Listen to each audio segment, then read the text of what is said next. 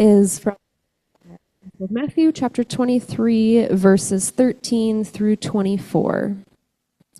But woe to you, scribes and Pharisees, hypocrites, for you lock people out of the kingdom of heaven. For you do not go in yourselves, and when others are going in, you stop them.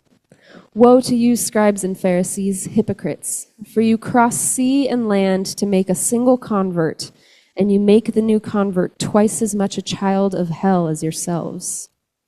Woe to you, blind guides, who say, whoever swears by the sanctuary is bound by nothing, but whoever swears by the gold of the sanctuary is bound by the oath. You blind fools, for which is greater, the gold or the sanctuary that has made the gold sacred? And you say, whoever swears by the altar is bound by nothing, but whoever swears by the gift that is on the altar is bound by the oath. How blind are you? For which is greater, the gift or the altar that makes the gift sacred? So whoever swears by the altar swears by it and everything on it. And whoever swears by the sanctuary swears by it and by the one who dwells in it. And whoever swears by heaven swears by the throne of God and by the one who is seated upon it. Woe to you, scribes and Pharisees, hypocrites! For you tithe mint, dill, and cumin, and have neglected the weightier matters of the law, justice and mercy and faith. It is these you ought to have practiced without neglecting the others. You blind guides, you strain out a gnat, but swallow a camel.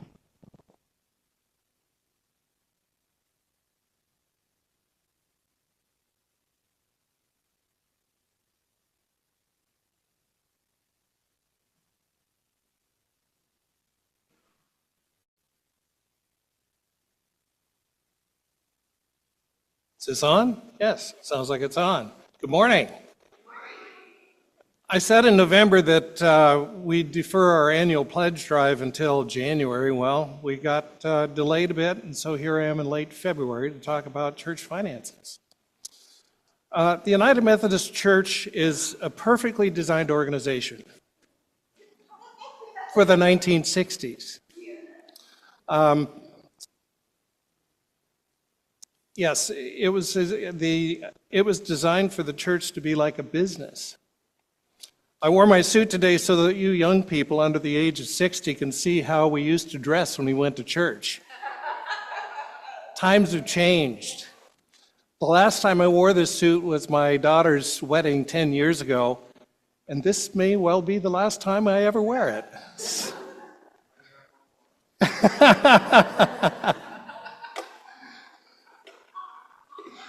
Not a good thought, Kyle. Yeah.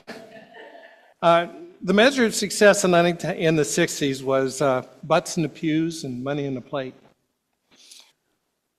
We measured our success or failure by the worship attendance and by the state of our annual income statement, which in business is also known as a P&L or profit and loss statement. In the 45 years since Jan and I have joined the church, Vermont Hills has been operating in the spirit of scarcity. Hi, Joaquin. We were always anxious about our ability to balance the budget in order to keep the doors open. We were a bit jealous of the megachurches that appeared to be drawing in masses of people and gathering tons of money. I have to confess that in spite of my endorsement of the mission of service and the vision of being a spiritual oasis, I continue to operate in the business model, the spirit of scarcity, focusing on our yearly profit and loss statement, sweating over years of deficit, which have been more frequent in the last few years than years of surplus. The last few months, I've stepped back a bit and taken a look at the bigger picture of the church financial position from a different perspective, taking into account financial resources or reserves and unexplained or unexpected windfalls I hadn't previously paid attention to. I came to realize that we're actually in pretty sound financial footing. As long as we're judicious in our spending and we can probably survive with moderate deficits by violating a very basic business rule of withdrawing money from our endowment. The scripture today was part of what is known as the seven woes from Matthew. I had Heather read only the first four because they kind of go on a bit. Jesus was chastising the Pharisees for losing sight of their purpose. I have to admit that, like the church of the 1960s, to use the words of Jesus in Matthew, I had been a blind fool. Well into the 2000s in the worship service, the ushers would pass the shiny gold-colored offering plate down the pews where they were passed from person to person, and everyone noticed who put something in the plate and who did not. The ushers would then ceremoniously carry the plates forward and hand them to the pastor, who would climb up the 5 steps of the dais and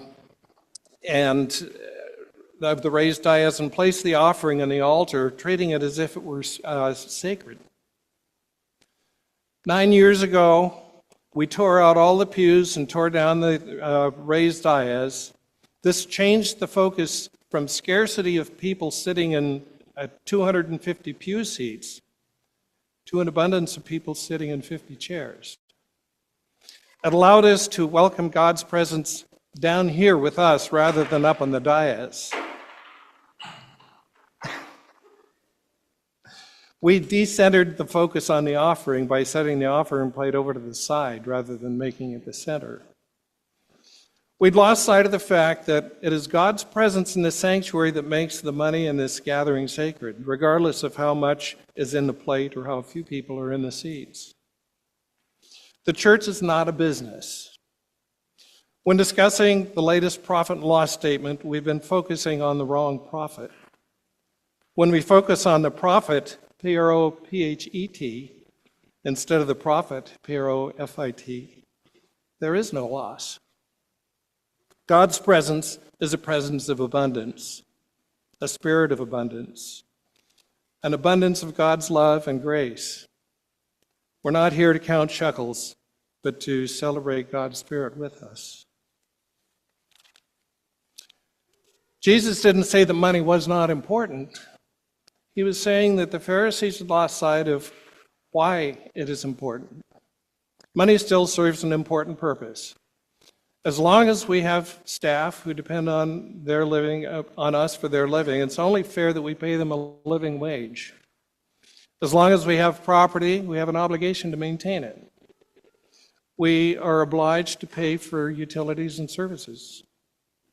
While we can survive with moderate deficits, we will eventually run out of money and have to shut our doors. But when that day comes, the question should not be, why didn't you manage your finances better?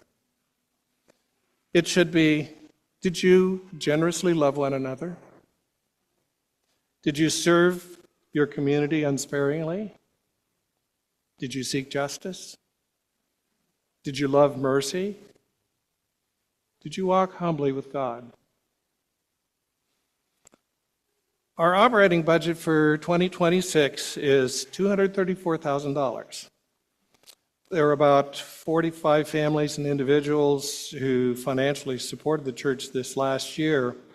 That comes down to $5,200 per family or individual, or about $100 per week. The good news is that not everyone needs to contribute $100 a week for us to make our budget.